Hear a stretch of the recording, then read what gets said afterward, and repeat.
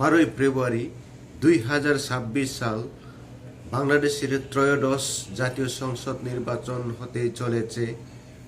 এই নির্বাচনের পাশাপাশি হাবুত এবং নাবুতের আয়োজন করা হয়েছে। গণ অভ্যুত্থানের পর দীর্ঘ 18 মাস পেরিয়ে রাজনৈতিক ও কূটনৈতিক দেশি বিদেশি চাপের ফলে এই নির্বাচনটি অনুষ্ঠিত হতে চলেছে। যদিও দ্রুত নির্বাচনে মতামত ছিল না বর্তমান ক্ষমতায় থাকা ইন্টারিম সরকার এবং তার সুবিধাভোগী সংগঠন।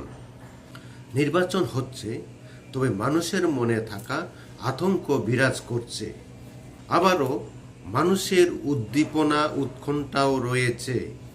যদিও এই নির্বাচন ইনক্লুসিভ নির্বাচন নয়, স্বাধীনতার সপক্ষ আওয়ামী লীগ দল ছাড়াই এই নির্বাচনটি হতে চলেছে।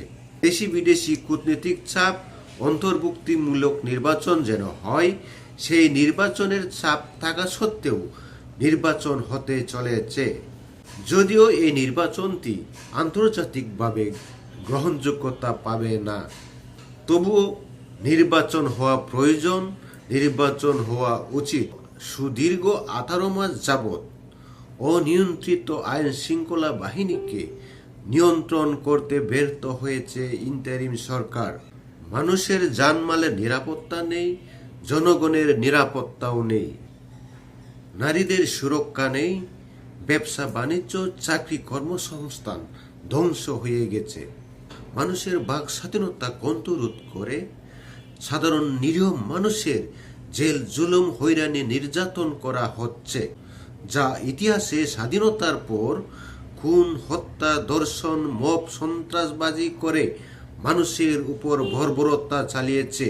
সেই নৃশংস সময় ও মুহূর্তকে ঘৃণা ক্ষোভ প্রকাশ করে আগামী নির্বাচনে স্বাধীনতার পক্ষে আপনার মহামূল্যবান ভোট দিয়ে জয়যুক্ত করবেন।